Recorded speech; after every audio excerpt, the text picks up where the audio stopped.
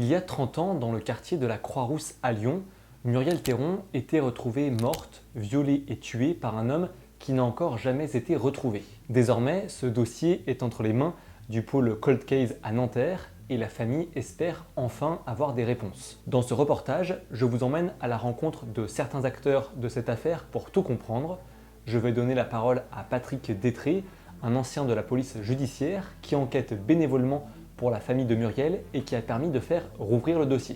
Et depuis 2015, Muriel Théron, elle est dans un petit coin de ma tête. Donc dans un coin de ma tête, c'est pas une obsession, hein, c'est simplement une promesse. La promesse que j'ai faite à son père de l'accompagner jusqu'au bout pour essayer d'aller, si ce n'est à la conclusion de l'affaire, le plus loin possible. Et il y a également Maître Sauvert, l'avocat de la famille qui se bat depuis 30 ans pour qu'on puisse rendre justice à Muriel. Dans ce dossier, on a eu des espoirs et des désespoirs. Donc c'est vrai qu'après un long silence de la justice, parce que le drame dans ce genre d'affaires, c'est l'oubli, c'est le temps qui passe.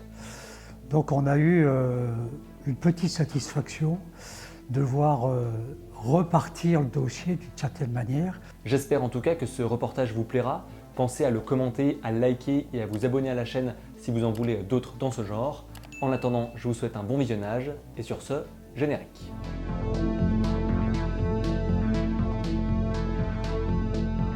Le mercredi 14 avril 1993, Muriel Théron, une élève de terminale de 17 ans, quitte le lycée Saint-Exupéry à Lyon aux alentours de 12h30 après avoir mangé à la cantine. Muriel sort de ses cours et descend la rue Hénon pour aller chez sa grand-mère. Elle descend cette rue, la rue Hénon, qui passe devant les grilles du lycée, et c'est toujours tout droit, direction les quais de Saône, pour aller prendre son bus et rentrer chez elle. Et sur sa route, elle s'arrête dans cet immeuble pour voir son oncle et sa grand-mère. Puisqu'elle avait déjeuné au lycée, il s'agissait pour elle d'embrasser sa grand-mère avant de continuer de descendre pour prendre son bus. Muriel ne reste que quelques minutes avant de reprendre son chemin. Et c'est là que la grand-mère lui dit encore « fais attention, passe pas là-bas ». Pour comprendre la mise en garde de la grand-mère, il faut savoir que pour accéder au quai de Saône, il y a deux itinéraires. Celui qui est recommandé est plus long, il fait un détour, alors que l'autre continue toujours tout droit depuis le lycée et depuis l'immeuble de la grand-mère. C'est un raccourci qui est souvent utilisé et privilégié. Ça paraissait tellement facile et tellement plus rapide. Ça descend comme ça, et ici c'est la partie boisée qui posait problème. Et puis ça descend ici sur les quais de Saône, juste à l'endroit où il y a le bus. Le problème, c'est que ce passage est mal fréquenté.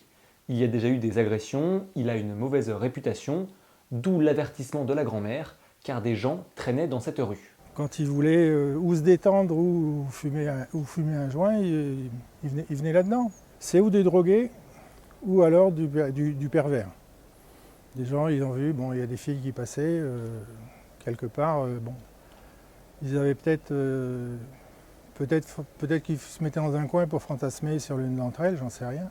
C'est peut-être ce qui est arrivé à la petite, hein. On la voit mal être suivie, parce que suivie, elle l'avait déjà été, et puis elle s'en était rendue compte, elle l'avait dit.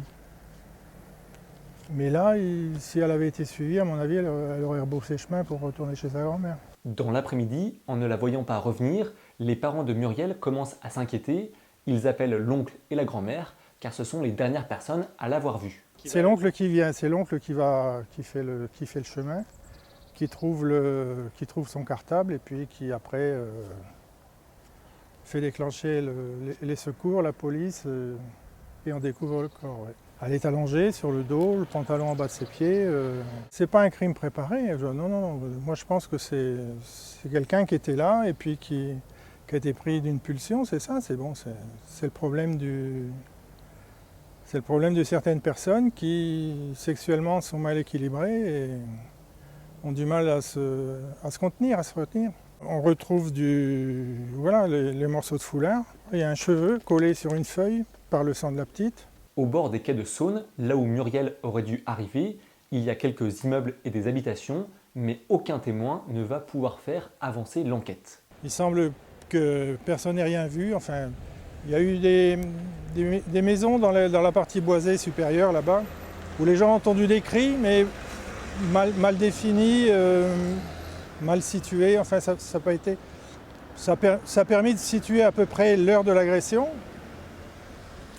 mais ça ne peut pas apporter d'autres éléments. Rapidement, le procureur de l'époque, Jacques Dallest, met les moyens pour retrouver le coupable, ou du moins essayer.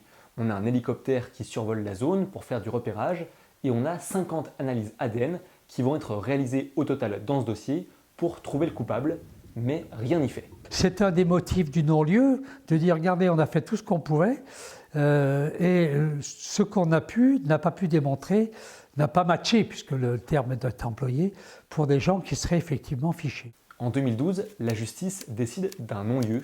L'affaire est définitivement abandonnée et la dernière trace du drame, c'est le passage dans cette ruelle mal fréquentée qui a été fermée depuis la tragédie. Un non-lieu dans une affaire dramatique, c'est toujours très dur à encaisser.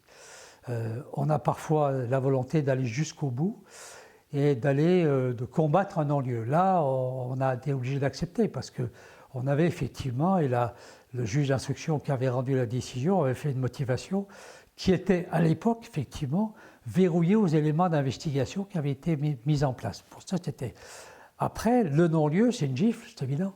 C'est de dire c'est fini. Et cette petite jeune fille aura été violée et étranglée sans qu'on connaisse son assassin. Ce qui est pour une famille insoutenable, c'est évident. Jacques Dallest, qui était le procureur au moment des faits et que j'ai rencontré pour une interview sur son travail de réflexion sur les cold cases, a reconnu que c'est l'une des plus grandes frustrations et déceptions de sa carrière. Et c'est même ça qui a nourri son envie de lutter contre les crimes non élucidés. Pas de mise en cause, donc pas de procès. Et les victimes, les familles, sont dans l'attente, sont aussi en grande souffrance parce qu'elles aimeraient bien savoir ce qui s'est passé. Et c'est ce qui m'a aussi incité à m'intéresser un peu plus près à cette question parce que j'ai jamais très bien vécu comme un échec le fait que des affaires ne puissent pas être résolues, si vous voulez. C'est une forme d'échec judiciaire. 93, c'était un peu les débuts de l'ADN en France. Moi, je suis resté 1 an avant de changer de fonction. L'affaire s'est poursuivie, j'ai eu des successeurs. Une affaire qui m'a marqué parce que cette pauvre jeune fille, elle ne demandait rien à personne. Elle a été lâchement agressée, les parents étaient évidemment effondrés. Et je suis parti avec un goût amer. Espérons qu'un jour l'auteur soit identifié, mais plus le temps passe, c'est un des problèmes essentiels des cold cases, plus il sera difficile de résoudre l'affaire. De son côté, le père de Muriel veut encore croire qu'on peut trouver des réponses. Cet homme a 80 ans, donc il attend depuis 30 ans, depuis le décès de sa petite, puisqu'il l'appelle toujours sa petite, effectivement. Pour lui, le temps s'est arrêté il y a 30 ans. Il s'est arrêté quand elle a 17 ans, voilà, c'est sûr. Quand il en parle, comme si elle était toujours là. Donc pour lui, c'est effectivement quelque chose qui pourrait être salvateur, c'est-à-dire de dire je vais peut-être un jour disparaître, et malheureusement pour lui, mais j'aurai une solution et j'aurai une réponse à mes questionnements.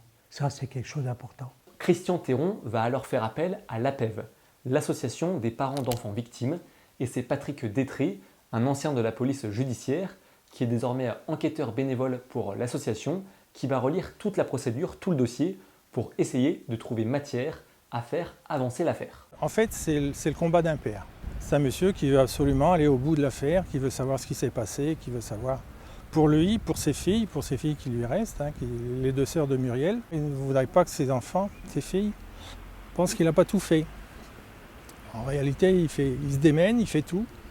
Il fait tout à la mesure de ses moyens. C'est toujours un peu une curiosité de se dire un organisme hors rang judiciaire va s'intéresser au dossier. Alors le juge a joué le jeu, on m'a autorisé à communiquer toute la procédure, il n'y a pas eu de difficulté, mais c'est toujours pour quelqu'un qui est dans le système judiciaire une curiosité, mais moi je n'ai pas eu d'inquiétude, je n'aurais pas voulu laisser passer l'opportunité, et j'ai bien fait. C'était quelque chose qui, pour moi, une opportunité qu'il ne fallait pas laisser passer.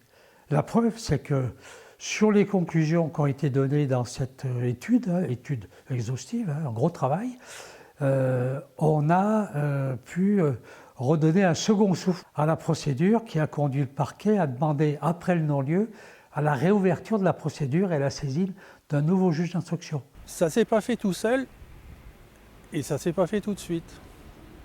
Il a fallu insister, il a fallu monter, pas monter au créneau, mais à chaque fois qu'on pouvait rencontrer un magistrat du parquet, On essayait de faire comprendre de l'utilité justement d'actualiser les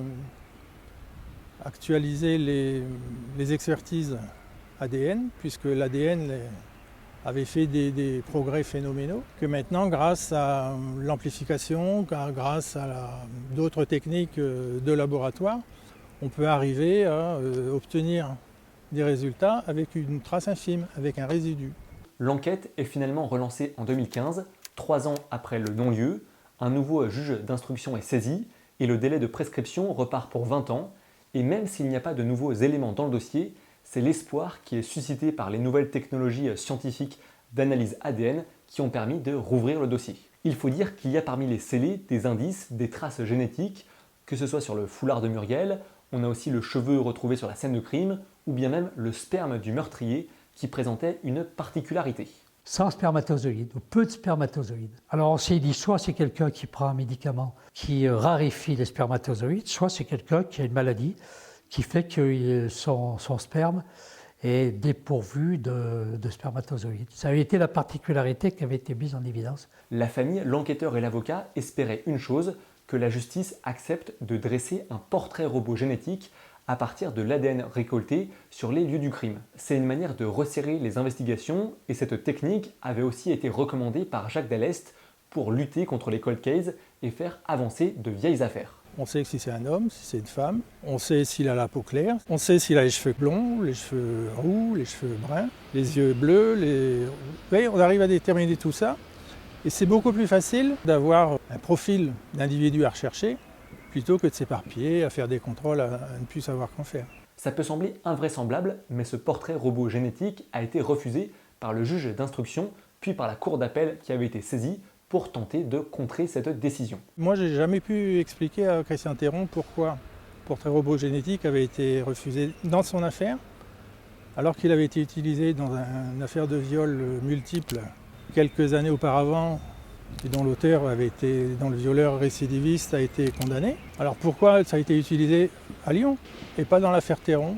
Jamais pu réussir à savoir. Ce portrait génétique aurait pourtant permis de valider ou non différentes hypothèses, car on avait des pistes, des rumeurs qui évoquaient un suspect étranger. Certains parlaient d'un maghrébin ou d'autres d'un ressortissant des pays de l'Est. Ça pouvait être des ragots, mais il fallait en avoir le cœur net. On vient de nous dire, mais on ne peut pas faire des zones culturelles parce que c'est discriminatoire. Bon, je veux dire, c'est pas discriminatoire, c'est pour la vérité. Bon, on ne va pas mentionner ou en tout cas désigner une origine. On va essayer de voir, de resserrer les investigations pour savoir si on peut exclure un certain nombre de personnes et se concentrer sur un certain nombre d'autres, bien sûr moins importants, qui permettraient peut-être d'affiner les recherches. Mais je crois quand même qu'on ne peut pas faire l'économie de ce genre de recherche. Il faut aller à fond, quoi. Je veux dire, il n'y a pas de barrière là. Depuis peu, les choses bougent enfin de nouveau. La triste date anniversaire des 30 ans du meurtre de Muriel ont permis de nouvelles émissions et de nouveaux articles dans les médias. Et en janvier 2023, le pôle Cold Case de Nanterre a accepté de récupérer le dossier pour tenter d'enfin apporter des réponses à la famille. Longtemps, le dossier Théron était un dossier lyonnais. Peut-être que le fait d'être vu par un magistrat de l'extérieur apportera une vision nouvelle et puis de nouvelles orientations. Les nouveaux magistrats vont aussi pouvoir décider d'enfin faire ces analyses ADN plus poussées et ce fameux portrait robot génétique. En tout cas, 30 ans après, Maître Sauvert croit encore en la piste de l'ADN. S'il y a une solution, c'est celle-là. Et je pense qu'il y en aura une. J'espère en tout cas que ce reportage vous a plu. N'hésitez pas à le partager, à liker et à vous abonner à la chaîne pour soutenir mon travail. Ça demande forcément beaucoup plus de temps et de préparation pour faire ce type de vidéo, mais j'aimerais vraiment les développer à l'avenir, donc n'hésitez pas à me dire en commentaire ce que vous en avez pensé. Merci en tout cas à Patrick Détré et à Maître Sauvert pour leur confiance, et j'espère de tout cœur que la science apportera des réponses et que les nouveaux juges sauront boucler ce dossier. Parce qu'on veut enfin voir une éclaircie dans la ville des Lumières, c'est élémentaire.